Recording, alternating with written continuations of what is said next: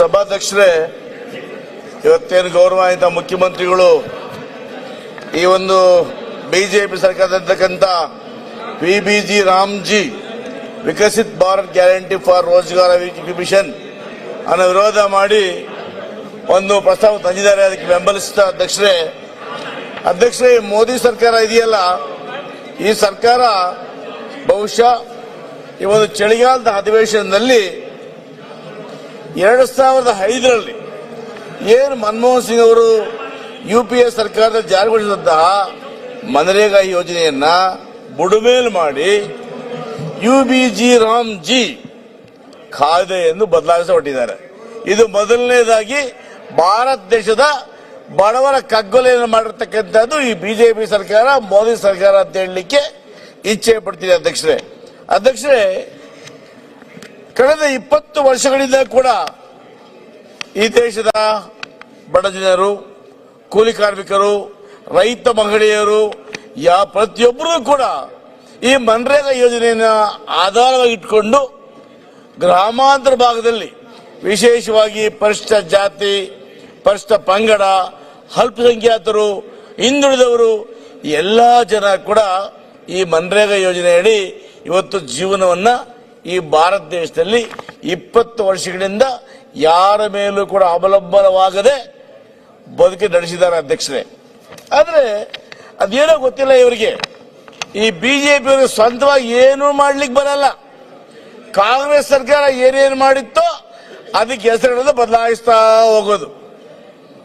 ಇವರು ಎಲ್ಲ ವಿಚಾರಗಳಲ್ಲೂ ಕೂಡ ತಮ್ಮ ಸ್ವಾರ್ಥವನ್ನು ಇಟ್ಕೊಂಡು ಈ ಯೋಜನೆಯನ್ನ ಬದಲಾವಣೆ ಮಾಡಿದ್ದಾರೆ. ಅಧ್ಯಕ್ಷರೇ, ಮೊದಲಿಗೆ ಇವತ್ತೇನು ಮನ್ರೇಗಾ ಕಾಯ್ದೆ ಅಡಿಯಲ್ಲಿ ಜೀವನ ಮಾಡ್ತಾ ಇದ್ರು ಬಡವರು, ರೈತರು, ಕೂಲಿ ಕಾರ್ಮಿಕರು, ಅವರ ಬದುಕಿಗೆ ಮಣಜಾಸನವನ್ನು ಬರೆದಿರ್ತಕ್ಕಂಥದ್ದು ಜಿ ರಾಮ್ಜಿ ಯೋಜನೆ. ಅಧ್ಯಕ್ಷರೇ, ಈ ಮೋದಿ ಸರ್ಕಾರ ಡಿಸೆಂಬರ್ 17ರಂದು 8 ಗಂಟೆಗಳ ಚರ್ಚೆ ಮಾಡಿ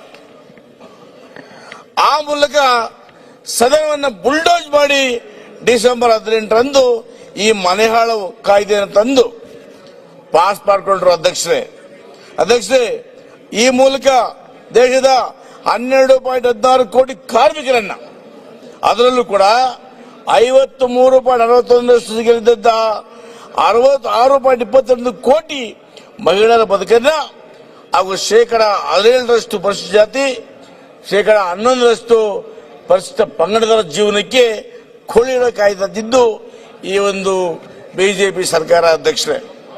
ಅಧ್ಯಕ್ಷರೇ, ಇವತ್ತು ಕರ್ನಾಟಕದಲ್ಲಿ 2020-26ನೇ ಸಾಲಿನಲ್ಲಿ ಉತ್ತಮ ಮಳೆಯ ಸಂದರ್ಭದಲ್ಲಿ 18 ಲಕ್ಷ ಆಕ್ಟಿವ್ ಕೂಲಿ ಕಾರ್ಮಿಕರಿದ್ದರು. ಅದರಲ್ಲಿ 36.75 ಲಕ್ಷ 60% ಮಹಿಳೆಯರು ಇವತ್ತು ಈ ಉದ್ಯೋಗವನ್ನ ಆಯ್ಕೆ ಮಾಡಿಕೊಂಡು ಗ್ರಾಮಗಳಲ್ಲಿ ತಮ್ಮ ಬದುಕನ್ನು ನಡೆಸ್ತಾರೆ. ಅಧ್ಯಕ್ಷರೇ, ಜನರು ನೆಮ್ಮದಿಯಿಂದ ಬದುಕ್ತಾ ಇದ್ರು, ಮಹಾತ್ಮ ಗಾಂಧಿನ ಸ್ಮರಿಸ್ತಾ ಇದ್ರು. ಅವರು ಸ್ವಾತಂತ್ರ್ಯ ತಂದು ಕೊಟ್ಟಾಗ ಏನು ಅವರಿಗೆ